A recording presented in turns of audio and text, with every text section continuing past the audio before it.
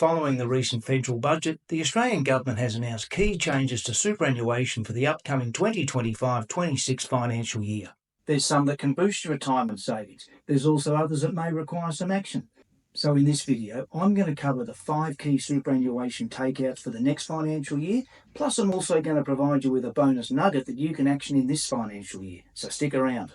Guys, if you're new to the channel, then welcome aboard. I'm Paul, and the Living Life channel is all about sharing real life experiences. Some quick housekeeping before we get started. This is general information only and shouldn't be construed as financial advice. You will need to go and seek your financial planner, but I am going to provide links to all the information provided so you can conduct your own research.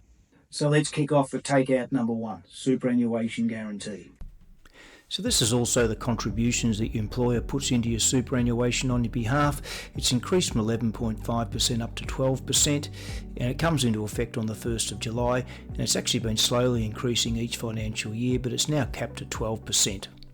Just one thing to be mindful of here, guys. Whilst there is additional contributions going into your fund, just be mindful that you're not exceeding the $30,000 concessional cap, especially if you're salary sacrificing.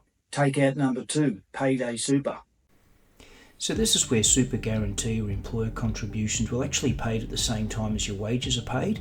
So whether that's fortnightly or monthly, whatever it is, and they must be received within your super fund within 7 days. It's all part of an ATO enforcement and crackdown to ensure that employers are honouring their obligations. The benefit, of course, to you is there's earlier compounding returns within your fund. It has to come into effect on or before July 2026. And despite Payday Super not coming into effect until July 2026, many companies, however, have already adopted this practice. This is also a really good way to check and ensure that your super is up to date come the end of the next financial year. Takeout number 3, Transfer Balance Cap. So this cap is a limit on the total amount of superannuation that can be transferred into the retirement phase where earnings are tax-free.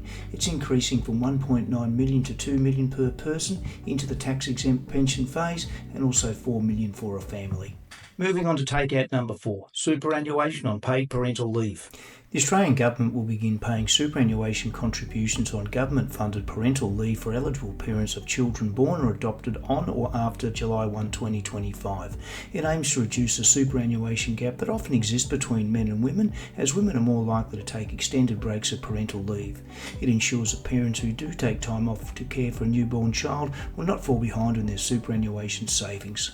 Now, before we get on to takeout number 5, there is a bit to cover in one, so just stick with us on the slides. Takeout number 5, carry forward concessional contributions. So this is where individuals can utilise any unused concessional contributions cap amounts from the previous financial years. This only applies to super balances under 500k on July 1 the previous financial year. So using easy maths, I'm going to give you an example where, let's say, $20,000 went into your super fund made up of employer super guarantee contributions and salary sacrifice in the 5 previous financial years. So you can see the 5 previous financial years listed. You can see the $20,000 that was contributed for each of those years, that totals 100. Now in this column, here's what the concessional cap was for each of those 5 years. That totals 132,500. That was the maximum that could have been contributed. Only 100 went in, so it leaves an extra 32,500 that you can put in as a contribution retrospectively to catch up those 5 years under this rule.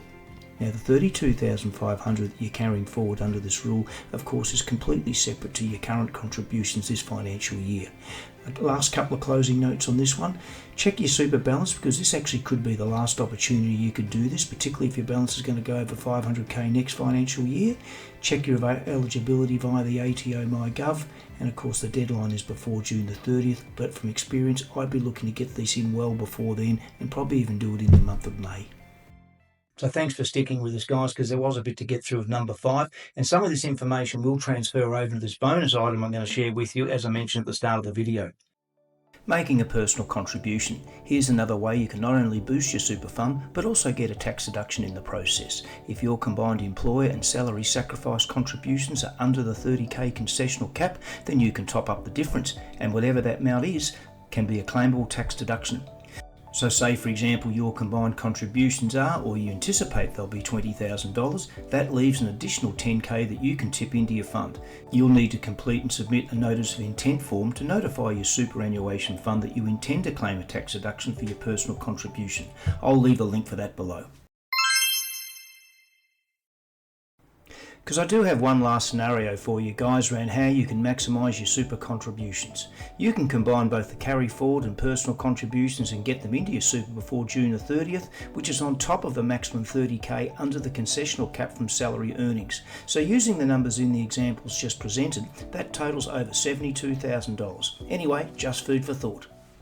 So there you have it, guys. There's some ways that you can maximise your super inside this and the next financial year. Now, I understand not everybody's going to have that sort of cash lying around, but let's say, for example, you sold an asset. Let's say, for example, you received an inheritance. There's really some really good tax-effective ways that you can get your super bolstered really, really quick. As I said at the start of the video, this isn't financial advice, and I do recommend that you do consult a financial advisor or planner, but this information is readily available. It's information based on advice that I've received. It's also information where I've gone and researched it. I'm going to leave some links, and they'll be at the end of the video, to some other videos that I've created about how you could use, say, AI, for example, to do your research. Really, really easy to find this information out and then take it to your financial plan so you're empowered with the knowledge to do it. So guys, if you found the video enjoyable today, be sure to give it a thumbs up, hit the subscribe button so you're up to date on all the new videos we release, and I'll see you in the next one. Bye for now.